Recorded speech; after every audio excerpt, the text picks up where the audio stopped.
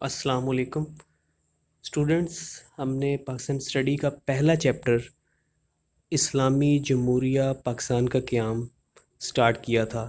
آج ہم اسی چیپٹر کا ایک نیو ٹاپک جس کا نام ہے قرارداد پاکستان وہ سٹارٹ کریں گے.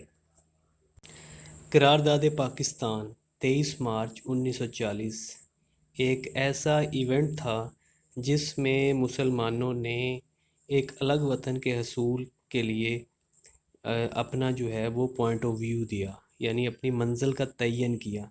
تو یہ ایک اجلاس ہوا تھا، آل انڈیا مسلم لیگ کا ایک سالانہ اجلاس تھا جو 23 مارچ 1940 کو لاہور کے پارک جس کا نام ہے اقبال پارک، وہاں پہ یہ اجلاس ہوا. تو اس کی جو صدارت ہے وہ قائد اعظم نے کی تھی، اور اس میں اور بھی بہت سی عظیم شخصیات نے شرکت کی تھی. اس میں بیگم محمد علی جوہر، مولانا ظفر علی خان، چودھری خلیق الزمان، قاضی محمد عیسیٰ، سر عبداللہ ہارون، اور برصغیر کے بہت سے مسلمان جو ہیں بڑی تعداد میں عوام نے اس اجلاس کے اندر شرکت کی تھی. تو اس قرارداد کی جو منظوری ہے، جو اس کو پیش کیا تھا وہ کیا تھا مولوی فضل الحق نے. تو وہاں پہ چونکہ عوام بہت زیادہ تھی اور بڑی پرجوش تھی، تو انہوں نے ان کو بہت اچھے انداز میں ویلکم کیا.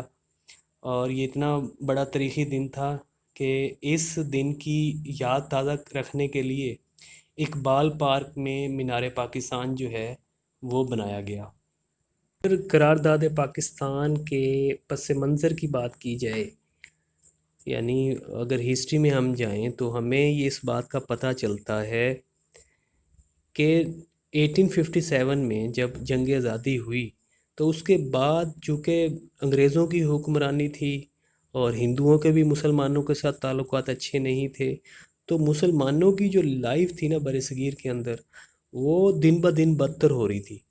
تو مسلمان تو پہلے ہی ڈیسائیڈ کر چکے تھے کہ انہوں نے ایک الگ وطن کا حصول کے لیے آپس میں مل کے کوشش کرنی ہے. تو یہ 1857 کے بعد مختلف جو مسلم شخصیات تھیں انہوں نے مختلف تقاریر بھی کیں اور تحریریں بھی لکھیں، جس کے اندر انہوں نے الگ وطن کے حصول کے لیے اپنا پوائنٹ آف ویو بھی دیا. لیکن کسی نے اوپنلی نہیں کہا کہ وہ الگ وطن کے حصول کے لیے جو ہے یعنی اپنی منزل کا تعین نہیں کیا. تو اس کے بعد مسلمانوں نے مختلف ایونٹ تھے، جیسے علامہ اقبال نے 1930 میں خطبہ آباد کی صدارت کرتے ہوئے مسلمانوں اور ہندوؤں کو دو الگ اقوام کا نام دیا کہ یہ آپس میں مل کے نہیں رہ سکتیں.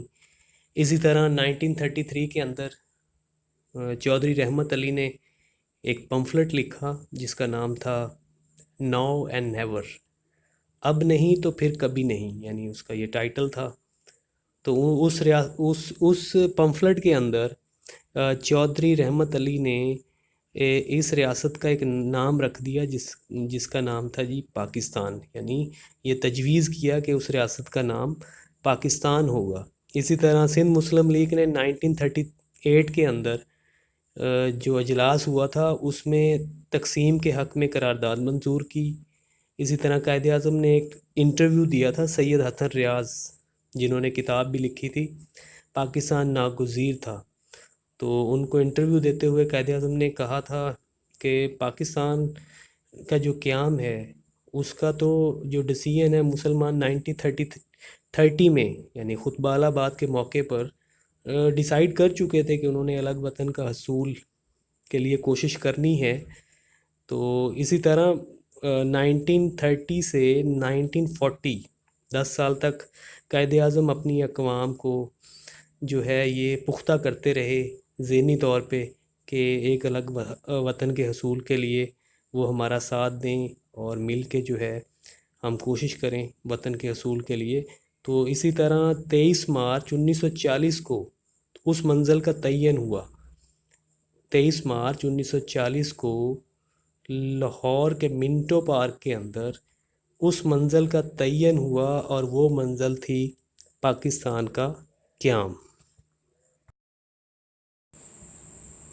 قائد اعظم نے 1940 میں لاہور اجلاس کی صدارت کی، اور انہوں نے فرمایا کہ مسلمان ایک قوم ہے جن کا سماجی، ثقافتی اور مذہبی نظام باقی تمام اقوام سے مختلف ہے۔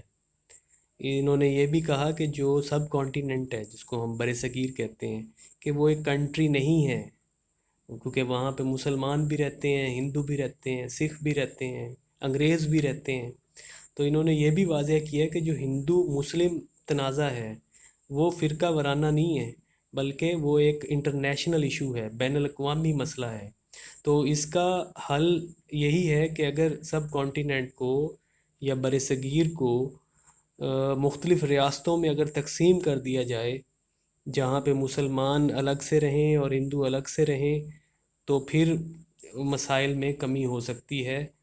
تو جو مسلمانوں اور ہندوؤں کے درمیان جو مسئلہ ہے وہ بھی حل ہو سکتا ہے۔ اسی طرح انہوں نے کہا کہ برصغیر کے اندر مسلمانوں کے جو حقوق ہیں وہ محفوظ نہیں ہیں، وہ محفوظ اسی وقت میں ہوں گے جب ہندو اور مسلمان الگ ہوں گے اور ان کے یہ الگ ریاست کے اندر رہیں گے۔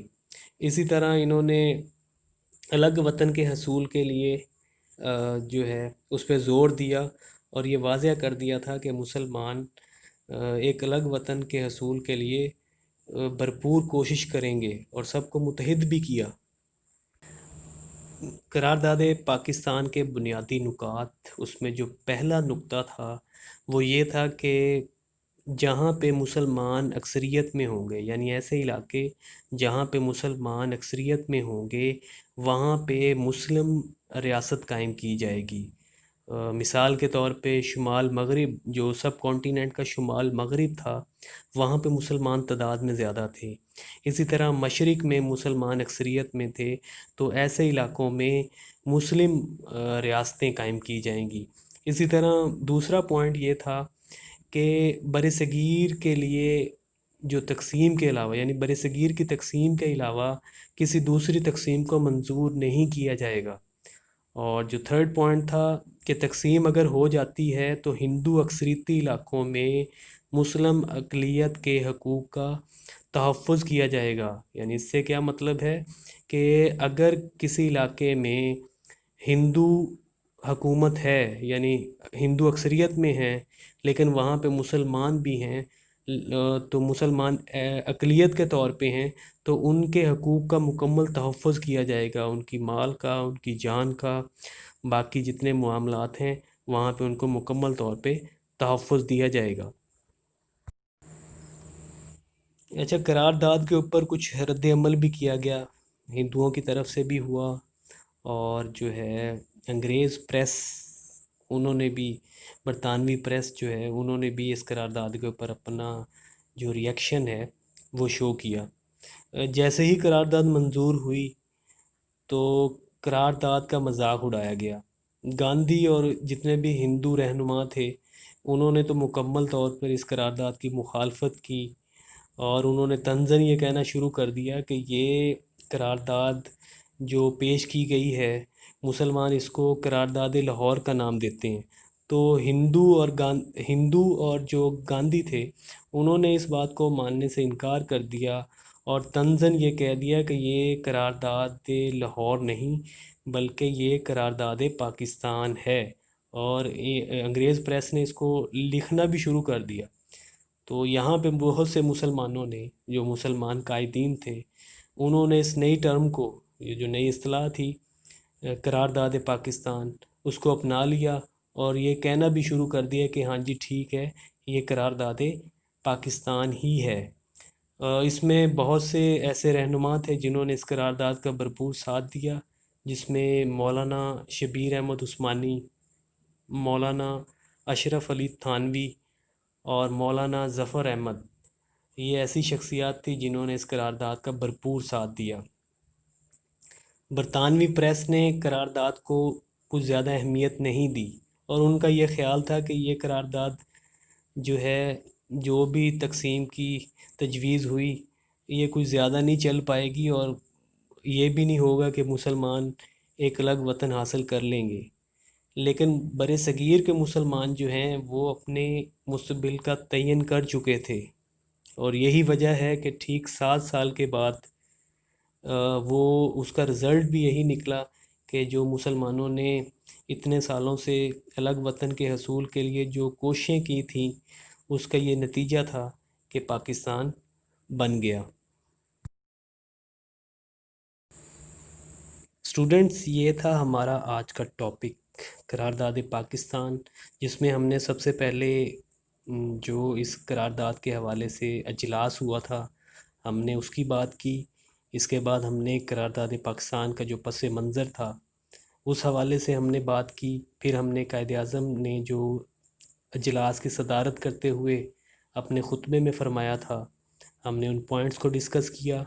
اس کے بعد ہم نے قرارداد پاکستان کے جو بنیادی نکات تھے ان کے بارے میں اسٹڈی کیا، اور اسی طرح ہم نے پھر قرارداد کے اوپر جو رد عمل کیا گیا تھا، جس میں ہندو پریس تھی اور ساتھ میں ہندو قائدین، اس میں گاندھی نے بھی اپنا ریئیکشن شو کیا، اور ساتھ میں جو برطانوی پریس تھی انہوں نے بھی اس قرارداد کے اوپر جو ہے وہ طنز کیا اور اس کو ایک نیا نام دیا، وہ نام تھا قرارداد پاکستان۔